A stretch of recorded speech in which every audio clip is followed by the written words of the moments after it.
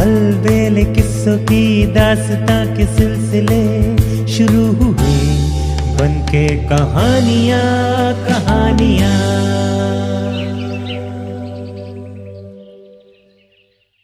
आइए सुनते हैं आज की कहानी बचपन के वो दिन। खूब प्यारे से गोल मटोल थे नंदू भैया, बड़े ही नटखट शरारती। पतंग उड़ाना उनका सबसे प्यारा शौक था और जिस चीज को लेकर मोहल्ले भर में उनकी धाक थी, बड़ा हो या छोटा, पतंग उड़ाने में कोई उनका मुकाबला नहीं कर सकता था। नंदू भैया पतंग उड़ाने के इस कदर शौकीन थे कि उनकी शाम का प्रोग्राम हर किसी को पता होता था कि हुचकी और पतंग लिए वे या तो छत पर या फिर घर के पीछे वाले मैदान में पतंग उड़ा रहे होंगे। और कभी कभी तो शाम होने का इंतजार भी उन्हें दोपहर लगता था। स्कूल से आते ही बस्ता पटका, 2-1 रोटी जल्दी जल्दी चटकी और उसके बाद दौड़कर छत पर चले जाते थे। वहीं वे एक कोने में अपनी तरह तरह की पतंगे, मांझा, हुचकी वगैरह छिपा कर रखते थे। ऐन दोपहर की कड़ी धूप के समय, जब भीषण गर्मी में लोग घरों के अंदर बैठकर सुस्ता रहे होते, नंदू भैया छत पर पतंग उड़ाने के अपने जौहर दिखा रहे होते। और शाम के समय तो उनका यह शौक पूरी तरह से एक तरंग की शक्ल ले लेता था। वे मौज में आकर पतंगबाजी के ऐसे ऐसे करतब दिखाते कि उनके दोस्त दांतों तले उंगली दबा लेते। कभी कभी पतंग को आसमान तक ले जाने की जिद उन पर सवार हो जाती। लगता था अभी उनकी पतंग बस बादलों को छू कर आएगी। और सचमुच वो एक छोटे, बहुत छोटे धब्बे के रूप में दिखाई पड़ने लगती। मैं चिल्लाकर कहता, नंदू भैया पतंग तो गई, अब वापस नहीं मिलने की। इस पर नंदू भैया एक मीठी सी हंसी हंसते और संभल कर डोर खींचना शुरू करते तो थोड़ा इधर उधर चक्कर खाती हुई पतंग फिर आंख की पकड़ में आ जाती। तो पतंग उड़ाने का इतना अभ्यास था उनका और ऐसे ऐसे दांव पेच उन्होंने सीख लिए थे कि आज तक नंदू भैया ने पतंगे तो बहुत सी काटी, पर उनकी पतंग कभी नहीं कटी। शायद इसका राज ये था कि नंदू भैया बाजार से खरीद कर लाने की बजाय अपने लिए मांझा खुद बनाते थे। उसके लिए छुट्टी वाले दिन लेई बनाने से लेकर कांच पीसने तक के जाने कितने कर्तव्य करते थे। उन सब की तो ठीक ठीक याद नहीं, पर इतना याद है कि कभी कभी जब नंदू भैया को पतंग काटने की चेतावनी देता और सावधान करता, तब वे मंद मंद मुस्कुरा देते, फिर एक मीठी सी हंसी हंसकर कहते, तेरे नंदू भैया की पतंग कोई नहीं काट सकता। जिस दिन मेरी पतंग कट गई, उसी दिन से पतंग उड़ाना छोड़ दूंगा। मैं हैरान, ऐसा कौन सा गुर, कौन सा जादू जानते हैं नंदू भैया? वो गुर तो मैं कभी नहीं जान पाया, पर यह सच था कि नंदू भैया की पतंग कभी नहीं कटी, कभी नहीं। और मोहल्ले के बड़े बड़े सूरमा उनसे पेच लड़ाने में घबराया करते। एक दफा नंदू भैया से मैंने पतंग उड़ाना सीखने की भी गुजारिश की थी। उन्होंने कोई महीना 1.5 महीना तक लगातार कोशिश की थी, पर ऐसा नालायक शेष था मैं कि कुछ भी सीख नहीं पाया। काफी कोशिशें करने के बाद तंग आकर बोले, तू नहीं सीख सकता नंदू, कभी नहीं, अब तू रहने ही दे। लेकिन तो भी नंदू भैया के साथ रहना मुझे अच्छा लगता, उन्हें पतंग उड़ाते देखना मुझे अच्छा लगता। और फिर तो धीरे धीरे ऐसा हुआ कि नंदू भैया जब पतंग उड़ा रहे होते तो उनकी हुचकी पकड़ने को मेरी ड्यूटी लगभग पक्की हो गई। धीरे धीरे हालात ये हो गए कि नंदू भैया का चेहरा देखकर ही मैं भाप जाता कि कब ढील देनी है और हुचकी को हल्के, बहुत हल्के हाथों से पकड़ना है, या कि कब वे पतंग को खींचने के मूड में है और मुझे फुर्ती दिखाते हुए हुचकी पर जल्दी जल्दी मांझा लपेटना है। और ये काम मैं इतनी अच्छी तरह कर लेता कि वे खुश होकर मेरी पीठ ठोकते। वाह चंदन, ये ड्यूटी तो तू अच्छी तरह कर लेता है, शाबाश। ऐसे क्षणों में मेरी छाती मारे जोश और खुशी के फूल जाती। कारण यह था कि ऐसे तारीफ के मौके कम ही आते थे। नंदू भैया प्यार तो बहुत करते थे, पर ज्यादा तारीफ नहीं करते थे। पर एक मौका ऐसा भी आया कि नंदू भैया ने मेरी जी भरकर तारीफ की और फिर कंधे पर बैठाकर मुझे पूरे मोहल्ले में सैर कराई। ये किस्सा बहुत मजेदार है। हुआ ये कि एक बार नंदू भैया अपने दोस्तों के बीच बैठे थे और गपशप कर रहे थे। बातों बातों में अचानक तय हुआ कि वे 7 पतंगे एक साथ डोर में बांधकर उड़ाएंगे। किसी पिक्चर में उन्होंने ये दृश्य देखा था। यार दोस्तों से उसी की चर्चा कर रहे थे। उनकी मित्र मंडली तो इस कल्पना से ही रोमांचित थी कि 7 पतंगे एक साथ उड़ाई जा सकती है। नंदू भैया ने गर्व से कहा, अच्छा तो तुम देखना नजारा, हम 7 पतंगे एक साथ उड़ाकर दिखाएंगे। और सचमुच नंदू भैया अपनी तैयारियों में जुट गए। जो भी नंदू भैया की इस नई सनक के बारे में सुनता हैरान रह जाता। कई लोग उपेक्षा से हंसकर कहते, भाई फिल्म की बात और है, हकीकत की और। आज तक हमारे शहर में तो उड़ाई नहीं गई किसी ने 7 पतंगे एक साथ। इस पर नंदू भैया कहते, जो काम शहर में किसी ने नहीं किया वही तो मुझे करना है। अगर 7 पतंगे एक साथ नहीं उड़ाई तो मेरा नाम भी नंदू नहीं। बात मोहल्ले से बढ़ती बढ़ती पूरे शहर तक पहुंच गई। जिसे देखो वो यही चर्चा कर रहा था, तुमने सुना ये नंदू 7 पतंगे एक साथ डोर में बांधकर उड़ाएगा। है तो बड़ा मुश्किल काम, साधेगा कैसे? जवाब में दूसरा कोई कहता, अरे भाई वो पतंग का जादूगर ठहरा, जो न कर गुजरे सो थोड़ा है। अलबत्ता नंदू भैया इस सब से बेपरवाह अपनी तैयारियों में डूबे थे और हफ्ते 2 हफ्ते क्या पूरे महीने भर तक उनकी तैयारियां चलती रही। कैसा माझा होना चाहिए, कैसी पतंगे, इस पर उन्होंने बड़ी गहराई से सोचा था। अगर एक बड़ी पतंग बीच में और आसपास कुछ छोटी पतंगे हो तो ज्यादा ठीक रहेगा। मैंने उन्हें धीरे से बुदबुदाते हुए सुना। फिर सवाल यह आया कि उन्हें बांधा कैसे जाए। इस बारे में भी बड़ी देर तक सोच विचार होता रहा। कई तरह के प्रयोग किए गए। शुरू में 2-3 पतंगे एक साथ बांधकर उड़ाई गई। फिर धीरे धीरे पतंगों की संख्या बढ़ने लगी और देखने वालों का रोमांच भी। हालात ये था कि हर इतवार को पूरे दिन सुबह से शाम तक नंदू भैया की बस यही तपस्या चलती। जहां देखो वहां हलचल थी। अब तो कुछ होगा होकर रहेगा।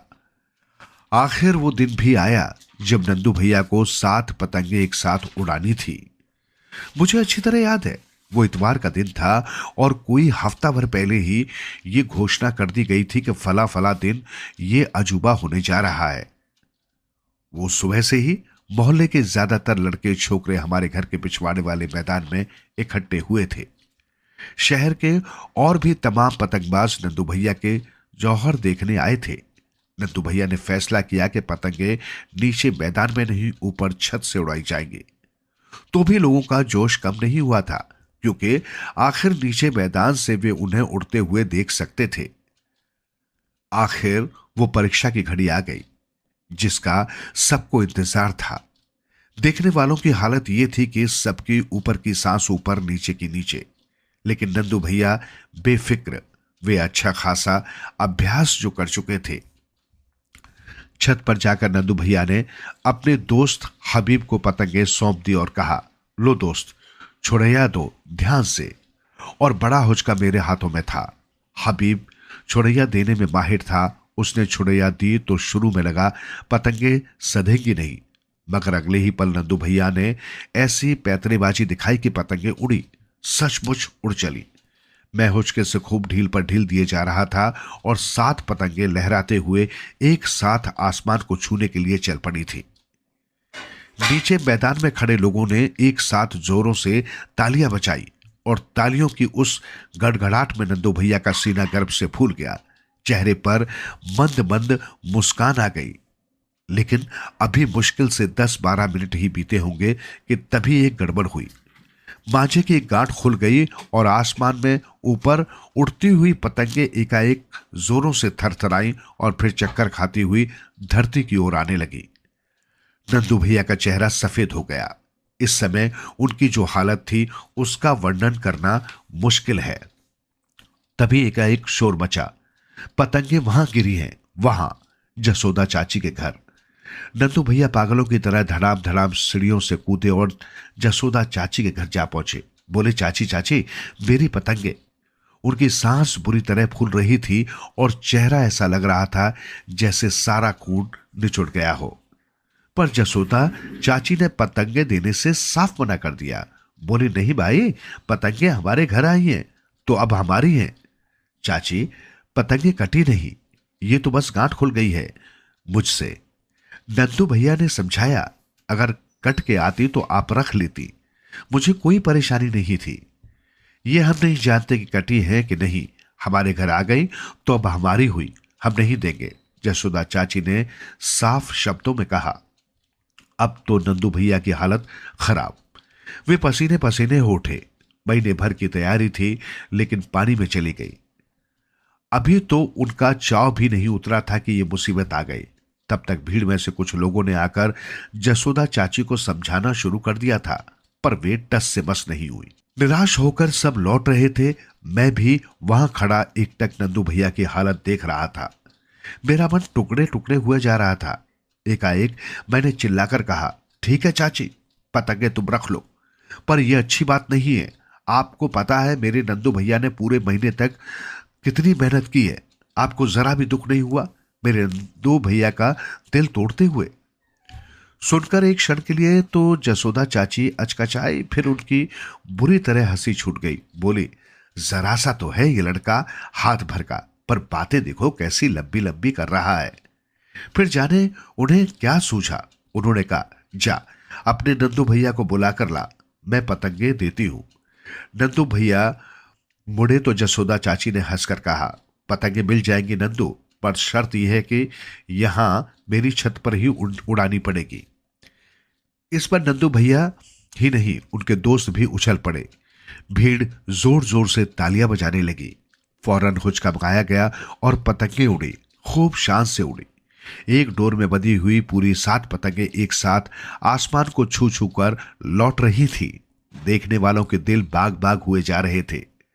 उस दिन शाम तक नंदू भैया वे पतंगे उड़ाते रहे और उस दिन सचमुच हमारे शहर में एक नया इतिहास लिखा गया। शाम के समय नंदू भैया पतंगों को खींच रहे थे तो फिर जाने कैसे डोर टूट गई और पतंगे उड़ती हुई कहां की कहां चली गई। शाम के अंधेरे में उन्हें कोई नहीं देख पाया, पर अब नंदू भैया को भी ज्यादा परवाह नहीं थी। उनका शौक पूरा हो चुका था, सपना सच हो चुका था। उस दिन जसोदा चाची भी बड़ी प्रशंसा भरी निगाहों से नंदू भैया को उड़ाती लहराती हुई 7 पतंगों को निहारती रही थी। और जब हम लौटे तो उन्होंने हम सभी को गरम गरम मीठे गुलगुले खाने को दिए। लौटते समय नंदू भैया खुश थे, बहुत खुश, और उन्होंने मुझे अपने कंधे पर बिठा लिया था। वे बार बार कह रहे थे, जो काम मैं नहीं कर पाया वो चंद्र ने कर दिया, वरना न जसोदा चाची पतंगे लौटाती और ये न आनंद ऐसा आता। आज नंदू भैया नहीं है, जसोदा चाची भी नहीं है।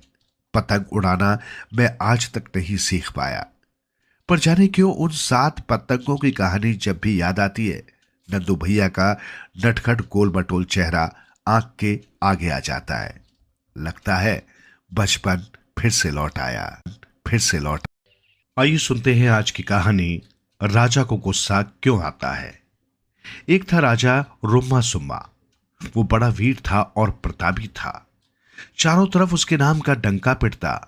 बस एक ही कमी थी उसमें, वो गुस्सैल बहुत था। आस पड़ोस के राजा और दरबारी उसके गुस्से के मारे थर थर कांपते थे। एक बार राजा रुम्मा सुम्मा अपने दरबार में बैठा था। सभी दरबारी गंभीर चेहरा बनाकर बैठे थे ताकि राजा रुम्मा सुम्मा को उनकी किसी बात से गुस्सा ना आ जाए। खासकर दरबारियों की हंसी से तो वो बहुत चिढ़ता था, इसलिए उसके दरबार में सब होठ सीकर बैठते थे। दरबारी बड़ी देर से मन ही मन खींच रहे थे, पर लाचार थे। सोच रहे थे राजा रुम्मा सुम्मा दरबार बर्खास्त करे तो वे चैन की सांस ले। इतने में गेरुआ कपड़े पहने एक साधु बाबा आए। राजा को आशीर्वाद देते हुए बोले, राजा, मैं पंपापुर से आ रहा हूं, वहीं मुझे सब कुछ पता चल गया, पर अब सब ठीक हो जाएगा राजा, तुम चिंता न करो। क्या ठीक हो जाएगा साधु बाबा? रुम्मा सुम्मा ने चिढ़कर कहा, मुझे तो किसी बात की चिंता नहीं है। भला राजा रुम्मा सुम्मा जैसे प्रतापी राजा का चिंता करने से क्या वास्ता?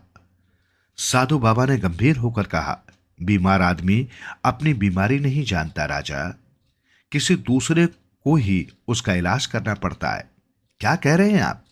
राजा रुम्मा सुम्मा का गुस्सा बढ़ता जा रहा था, लेकिन साधु शांत, बिल्कुल शांत बोला, राजा, तुम्हारे दरबार में ऐसा सन्नाटा है जैसे ये राज दरबार न हो, मरघट हो।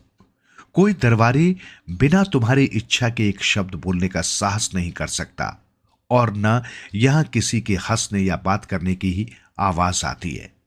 सब इस कदर डरकर बैठे हैं जैसे तुम कोई शेर हो और इन्हें खा जाओगे। तुम ही बताओ, क्या ये स्वस्थ आदमी के लक्षण है राजा? तुम निश्चय ही बीमार हो, और तुम्हारी बीमारी इधर हद से ज्यादा बढ़ गई है।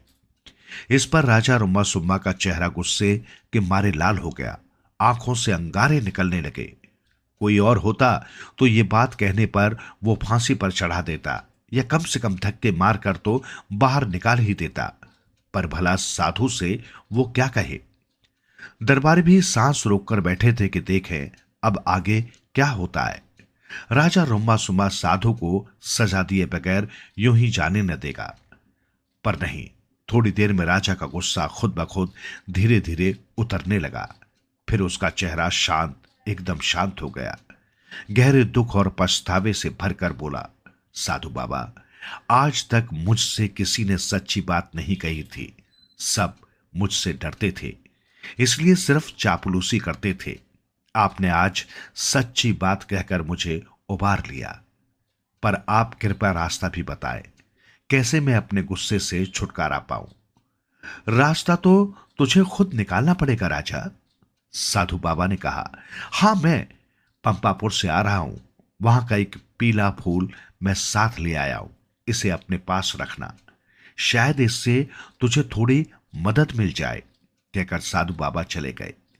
राजा ने उसी समय दरबार बर्खास्त कर दिया। अपने महल में आकर सोचने लगा, वो क्या से क्या हो गया। साधु बाबा ने मेरे घमंड की सारी परतों को चीर दिया। आज मुझे सच्चाई साफ नजर आ रही है। मेरे दरबारी मेरी हालत पर किस कदर हंस रहे होंगे। साधु बाबा ने भी कितनी कड़वी सच्चाई मेरे सामने रख दी कि मैं बीमार हूं, बीमार। ओह, मैं अपनी बीमारी से छुटकारा पाने के लिए क्या करूं, क्या करूं। तुरंत राजा को साधु बाबा द्वारा दिए गए पंपापुर के फूल की याद आ गई।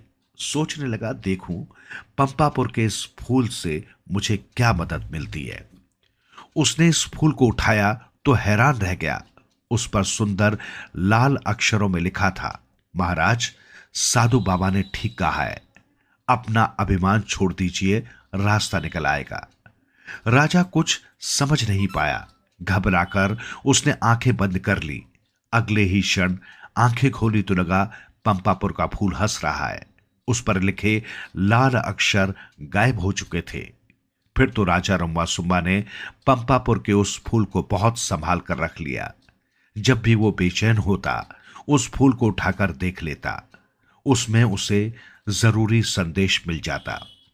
एक बार राजा रुम्मा सुम्मा के दरबार में एक दरबारी किसी बात पर बड़े जोर से हंस पड़ा। राजा रुम्मा सुम्मा अब काफी बदल गया था, फिर भी उस दरबारी के हंसने पर वो चिढ़ गया और उसने उसे फांसी की सजा दे दी। लेकिन घर आया तो राजा परेशान था। इस परेशानी में उसका हाथ पंपापुर के फूल की ओर चला गया। उसने उस फूल को उठाकर देखा। उस पर सुंदर लाल अक्षरों में लिखा था, क्रोध न करे राजा, साधु बाबा की बात याद करे। राजा ने उसी समय तुरंत एक विशेष दूत को भेजकर उस दरबारी की सजा खत्म करा दी। इससे चारों ओर राजा का नाम होने लगा। उसकी उदारता की चर्चा होने लगी। धीरे धीरे राजा एकदम विनम्र हो गया। राजा खुश तो रानी, चाकर और दरबारी भी खुश। फिर एक दिन साधु बाबा आए, बोले, लाओ राजा मेरा पंपापुर का फूल, अब तेरे जैसे कई दूसरे बीमारों का इलाज करना है। सुनकर राजा रुम्मा सुम्मा खिलखिलाकर हंस दिया। उसने खुशी खुशी साधु बाबा को पंपापुर का फूल लौटा दिया और उसे छोड़ने के लिए खुद द्वार तक आया। इसके बाद किसी ने रुम्मा सुम्मा को किसी पर गुस्सा करते नहीं देखा। आइए सुनते हैं आज की कहानी, अब समझ में आया। बहुत दिनों पहले की बात है। जंगली पूर्वा नाम का एक छोटा सा गांव था। ये गांव एक नदी के किनारे बसा था। गांव के आसपास घने जंगल थे, लंबे लंबे पेड़ पौधे, ऊबड़ खाबड़ जमीन थी इसी पर लोग खेती करते थे। जंगल की वजह से ही इस गांव का नाम जंगली पुरवा पड़ा होगा। इस छोटे से गांव में 50-60 घरों की आबादी थी। छोटे छोटे घर थे और इन छोटे छोटे घरों में बड़े बड़े परिवार रहते थे। इनमें से कई जातियों के लोग थे। इन्हीं में एक बूढ़ी औरत का परिवार था। बूढ़ी औरत की उम्र लगभग 70 साल की थी। गांव भर उन्हें दादी कहता था। उसका एक लड़का था, लड़के की बहू थी और लड़के का लड़का था। उसका नाम राम सिंह था। राम सिंह कक्षा 10 में पढ़ता था। दादी बहुत कर्मकांडी थी। दिन में 2 बार नहाना, पूजा पाठ करना, मंदिर में जाकर जल चढ़ाना रोज का काम था। वो छुआछूत बहुत मानती थी। मजाल था कि कुछ जातियों की छाया पड़ जाए उन पर। उनकी छाया पड़ जाने पर वो 3 दिन तक खाना नहीं खाती थी। गांव के बाहर शंकर भगवान का एक मंदिर था। वहीं दादी रोज जल चढ़ाने जाती थी। एक दिन जल चढ़ाकर वो लौट रही थी, तभी गांव से मंगलिया नाम की एक लड़की जा रही थी। दादी को देखकर मंगलिया बगल में खड़ी हो गई, लेकिन मंगलिया का कपड़ा उनके कपड़ों से कहीं छू गया। दादी ने कहा, तू कौन है? मंगलिया बोली, दादी पाए लागू, मैं मंगलिया हूं। मंगलिया का नाम सुनते ही दादी बरस पड़ी। बोली, छू लिया सुबह सुबह। बड़बड़ाते हुए दादी घर आई। उस समय राम सिंह घर में ही था। उसने दादी को बड़बड़ाते सुना तो पूछा, दादी क्या हो गया है? दादी बोली, हो क्या गया, मंगलिया बदतमीज ने छू लिया। राम सिंह ने कहा, दादी तब तो बड़ा गजब हो गया। तुम्हारा सारा धर्म नष्ट कर दिया। तुम्हारा रोज रोज का पूजा पाठ बेकार हो गया। दादी मेरा कहना मानो, ये जो आपने कपड़े पहन रखे हैं ये अब तुम्हारे पहनने लायक नहीं है। इनको उतार कर उसी मंगलिया को दे दीजिए। एक काम और करिए दादी, मंगलिया की आवाज भी तो तुम्हारे कानों में गई होगी, तो थोड़ा पेट्रोल मंगा लीजिए, या कहिए मैं खुद ही ले आऊं और अपने कानों में डालकर खूब धोइए। उसके बाद गंगा जल से स्नान करिए। हम जैसे 10-12 लड़कों को भोजन कराइए, तब आपका शरीर शुद्ध होगा। राम सिंह की बात सुनकर दादी बहुत नाराज हुई। बोली, तू हमारा मखौल उड़ाता है। कितनी बार तुझसे कहा मेरे बीच में न बोला कर, लेकिन जब देखो तब टिपिर टिपिर करने लगता है। राम सिंह बोला, दादी तुम नाराज हो रही हो तो मैं जाता हूं। दादी ने कहा, जा जहां जाना हो, पर आज के बाद हमारे बीच में न बोलना। राम सिंह मुस्कुराता हुआ बाहर की तरफ चला गया। सुखबा नाम का एक आदमी दादी के यहां नौकरी करता था। जानवरों को चारा पानी देता, खेत जोतना, यही उसके काम थे। बाग से लकड़ी ले आता था। एक दिन दादी ने सुखबा से सूखी लकड़ी लाने को कहा। वो लकड़ी तोड़कर लाया। दादी दरवाजे पर ही बैठी थी। सुखबा ने पूछा, दादी लकड़ी कहाँ रख दूं? दादी ने कहा, वहीं चबूतरे पर रख दे। सुखबा ने लकड़ी का गट्ठर चबूतरे पर रख दिया और दूसरे काम में लग गया। दादी ने आवाज दी, बहू ओ बहू। अंदर से आवाज आई, आती हूं दादी। इतने में बहू दादी के पास आकर बोली, क्या बात है दादी? दादी ने कहा, सुखबा लकड़ी लाया है, इन लकड़ियों पर एक लोटा जल छिड़क दो और उठा ले जाओ। बहू ने जल लाकर लकड़ियों पर छिड़क दिया। उस समय राम सिंह दूर बैठा दादी की बातें सुन रहा था और ये सब कुछ देख रहा था। वो बोला, दादी अभी बात नहीं बनी। जल छिड़कने से लकड़ियां शुद्ध नहीं हुई। एक काम करवाइए, दादी इन लकड़ियों को साबुन लगाकर धुलवाइए, तब जाकर शुद्ध होंगी। राम सिंह की बात सुनकर दादी फिर गर्म हो गई। वो बोली, फिर तुमने हमारे बीच में दखल अंदाजी दी। अपनी आदत से बाज नहीं आते, अपना काम कर। राम सिंह ने कहा, नहीं बोलूंगा दादी, पर एक बात और सुन लीजिए। सुखबा ने जहां जहां पैर रखा है वो मिट्टी भी तो अपवित्र हो गई है। उस मिट्टी को खुदबाकर फिकवा दीजिए और दूसरी मिट्टी लाकर भरवाइए, नहीं तो चलोगी कहां? दादी नाराज होकर बोली, तुम जाओगे यहां से या कुछ लेओगे? राम सिंह मुस्कुराता हुआ चला गया। एक दिन सुखबा जानवरों को चारा दे रहा था। पास में एक बाल्टी रखी थी। कहीं धोखे से सुखबा का उसमें पैर लग गया। दादी ने यह देख लिया। उन्होंने फिर बहू को बुलवाकर कहा, देख ये बाल्टी सुखबा ने छू लिया है, इसको थोड़ा खरपतवार लगाकर शुद्ध कर ले। बहू ने बाल्टी में खरपतवार डालकर आग लगा दी और उसके बाद बाल्टी धोकर रख दिया। इस बात को राम सिंह देख रहा था। वो बोला, दादी अभी बाल्टी शुद्ध नहीं हुई। ये बाल्टी सुखबा को दे दीजिए या फिर 21 बार गंगा जल में धोइए और इसमें शरबत घोलकर 7 कन्याओं को पिलाइए, तब तुम्हारे पीने लायक बाल्टी होगी। राम सिंह की बात सुनकर दादी फिर नाराज हुई। बोली, तुम इतने निर्लज्ज हो कि तुमको शर्म नहीं आती। कितनी बार कहा है कि हमारे बीच में न बोला कर। राम सिंह बोला, दादी नाराज होती हो तो मैं जाता हूं, मैं तो तुम्हारे लिए ठीक ही बात कहता हूं। गांव से थोड़ी दूर पर एक देवी जी का मंदिर था। वहां छोटा सा बाजार लगता था और बहुत सी दुकानें थी। छोटा सा एक अस्पताल था। एक दिन दादी देवी के दर्शन करने जा रही थी। रास्ते में उन्हें ठोकर लगी और बेहोश होकर गिर गई। अकेली बेहोश पड़ी थी। उधर से सुखबा और मंगलिया आ रहे थे। उन लोगों ने देखा दादी बेहोश पड़ी है। सुखबा ने कहा, अरे मंगलिया, दादी के मुंह में पानी डाला जाए तो होश आवेन है। मंगलिया ने कहा, सुखबो भैया, भूल से ऐसा काम न करना। दादी अब की तो हम दोनों को जान से मरवा देंगी, हमारा जीना ही खत्म करवा देंगी। हम लोगों की छाया से तो दूर भागती हैं, तुम इनके मुंह में पानी डालने की बात कर रहे हो।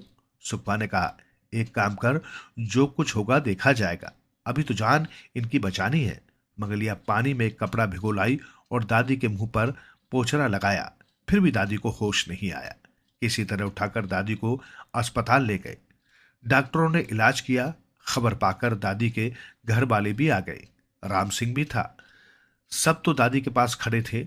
सुखबा और मंगलिया दादी के पलंग से 10 हाथ दूर खड़े थे। दादी को होश आए तो उन्होंने डॉक्टर को धन्यवाद दिया।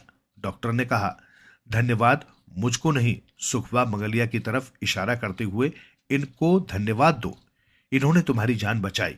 यदि ये तुम्हें यहां न ले आते तो तुम्हारी जान न बचती। राम सिंह ने कहा, डॉक्टर साहब, सुखबा और मंगलिया हमारे गांव के हैं। दादी ने हमेशा इनसे छुआछूत मानी है। अगर ये भी दादी की तरह छुआछूत मानते तो आज दादी जिंदा न होती।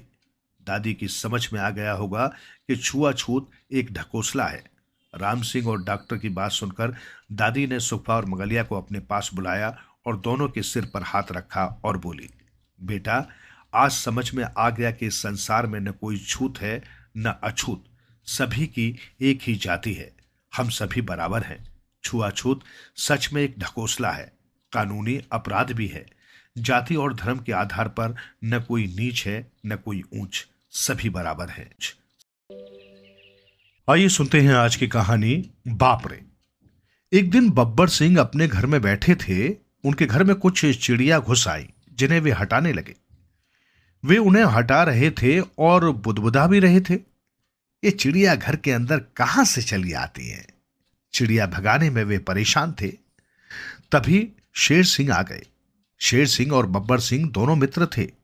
बब्बर सिंह को परेशान देखकर शेर सिंह ने पूछा, क्या कर रहे हो बब्बर सिंह, इतनी जोर से हाँफ रहे हो? अजी क्या बताऊं, बब्बर सिंह ने कहा, ये गोरैया भी क्या भला है, मान न मान मैं तेरा मेहमान वाली बात है। बार बार भगाते रहो फिर भी घर में चली आती है, जैसे इनके बाप का घर हो। बब्बर सिंह अभी भी हाँफ रहे थे। उन्हें हाँफते देखकर शेर सिंह ने कहा, गोरैया भगाने में इतना परेशान हो गए, लगता है जैसे गोरैया नहीं शेर भगा रहे थे। शेर सिंह की बात सुनकर बब्बर सिंह बगल में आकर बैठ गए। शेर सिंह की बात सुनते ही उन्होंने कहना शुरू किया, अब क्या शेर भगाऊंगा। गहरी सांस लेते हुए उन्होंने आगे कहा, एक जमाना था जब जंगल के सभी जानवर मुझे देखकर झाड़ियों में दुबक जाया करते थे। शेर सिंह ने पूछा, तुम्हें देखकर जंगल के जानवर झाड़ियों में क्यों दुबक जाया करते थे? बब्बर सिंह ने अपनी मूंछों पर उंगलियां फेरते हुए कहा, वे मुझसे इतना डरा ही करते थे। भाई क्या बताऊं, बड़े बड़े शिकारियों के बीच मेरा नाम लिया जाता था। शेर सिंह के बगल में बैठते हुए उन्होंने आगे बताया, मैंने अपने जीवन में 20-30 से अधिक शेर मारे हैं।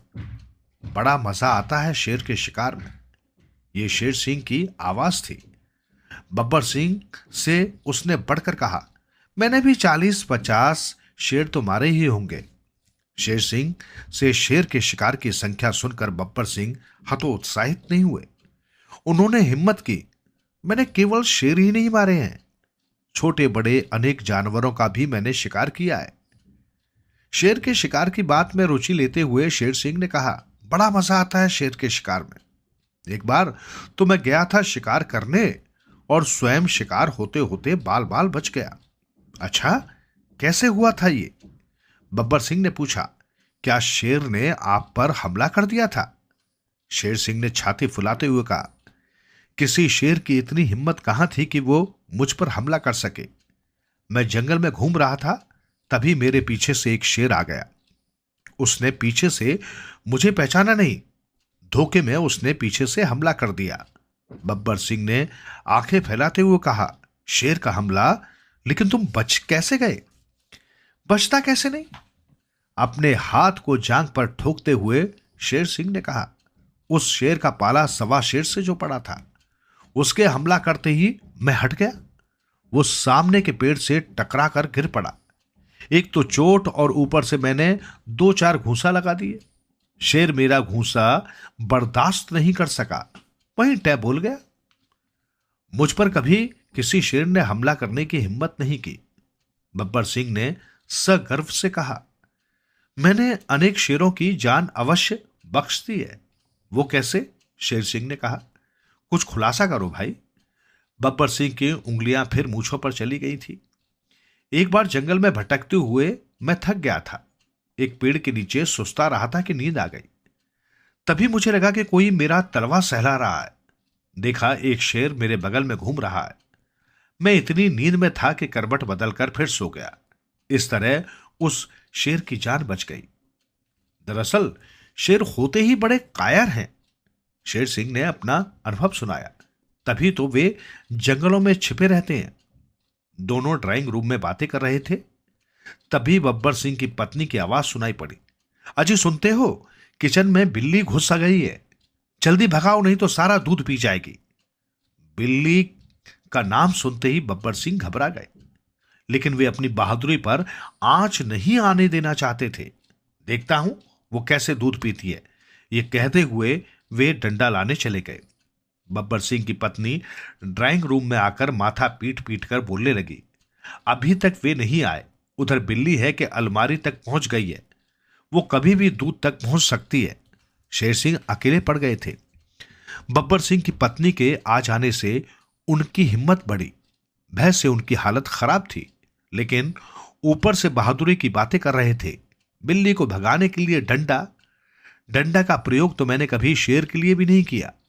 बब्बर सिंह की पत्नी ने शेर सिंह से आग्रह किया, खीर के लिए 3 लीटर दूध मंगवाई हूं, बिल्ली के पीने पर वो बेकार हो जाएगा, जरा आप ही कष्ट करें, बिल्ली भगा दे। मैं बिल्ली भगा दूं? शेर सिंह ने लगभग गरजते हुए कहा, शेर का इतना बड़ा शिकारी बिल्ली का शिकार करे? नहीं, मैं ऐसा हरगिज नहीं कर सकता। मैं बिल्ली का शिकार करने को नहीं कह रही हूं। बब्बर सिंह की पत्नी ने गिड़गिड़ाते हुए कहा, मैं तो बिल्ली को सिर्फ भगाने के लिए कह रही हूं। इसी बीच बब्बर सिंह आ गए। उनके हाथ में उनसे दुगने आकार का डंडा था। डंडा एक तरफ रखकर वे धोती का फेंटा ठीक करने लगे। अंदर जाने का उपक्रम वे बार बार कर रहे थे, मगर जा नहीं रहे थे। तभी एक बिल्ली अंदर से आ गई। बिल्ली को देखकर बब्बर सिंह और शेर सिंह भय से घबरा गए। दोनों जोर जोर से चिल्लाने लगे, बाप रे बाप, बचाओ। छलांग लगाकर दोनों चौकी पर चढ़ गए। भय और घबराहट में वे दोनों एक दूसरे से चिपक गए। उनके पैर भयवश कांप रहे थे, लेकिन बिल्ली उनसे बेपरवाह थी। वो वहां से कब की जा चुकी थी।